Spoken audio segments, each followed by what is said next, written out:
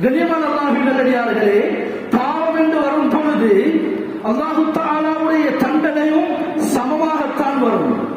அதில் நல்லவர்களும் இருப்பார்கள்.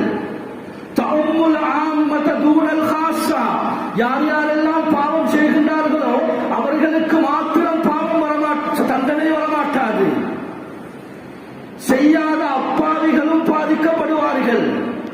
பாவமே அறியாத, பாவமே செய்யாத வன விலங்குகள் கூட பாதிக்கப்படும் என்ற கருத்தை தஃசீருடைய உலமாக்கள் எடுத்தெழுதுகின்றார்கள்.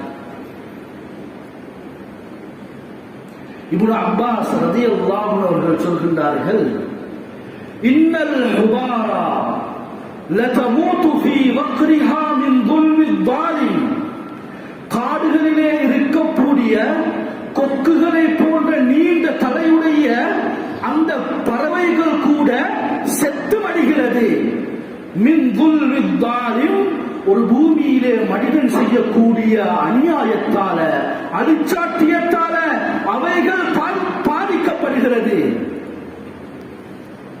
ஃபதகூல், அவைகள் சொல்லுமாம், வஹாதா பிஷுக்மி மக்ஸியத்தி இப்னி ஆதம், ஆதமுடைய மகன் தரையில செய்யக்கூடிய பாவத்தினால மலைகள் தடை பெறுகிறது, பஞ்சம் உண்டாகிறது, பூமி காய்ந்து போகிறது, எமக்கு சாப்பிடுவதற்கு சாப்பாடு கிடையாது.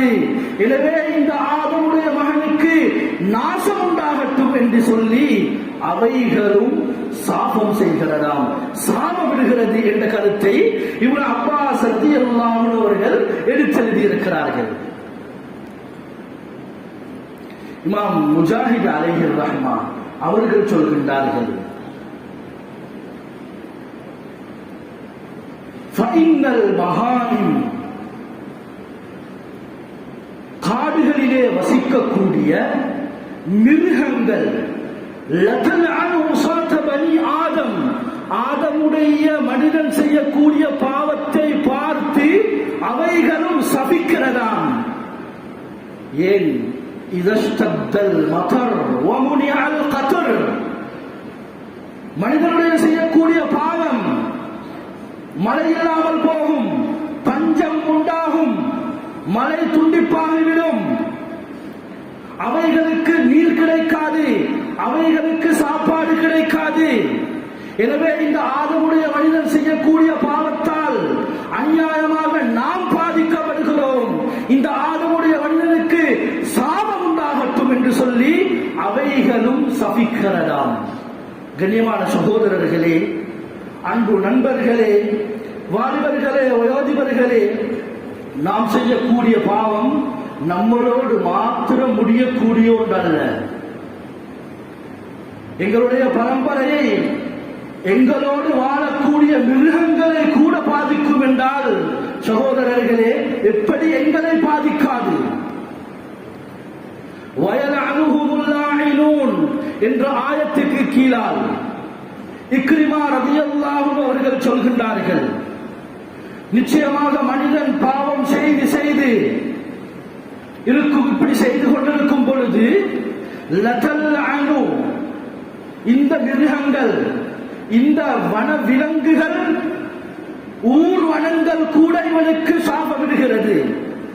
எழுதுகின்றார்கள், ஹத்தல் ஹனாஃபிஸ், வண்டுகள் கூட, வல் அகாரி, தேள்கள் கூட இவனுக்கு பதுவா செய்கிறதாம். ஏன்?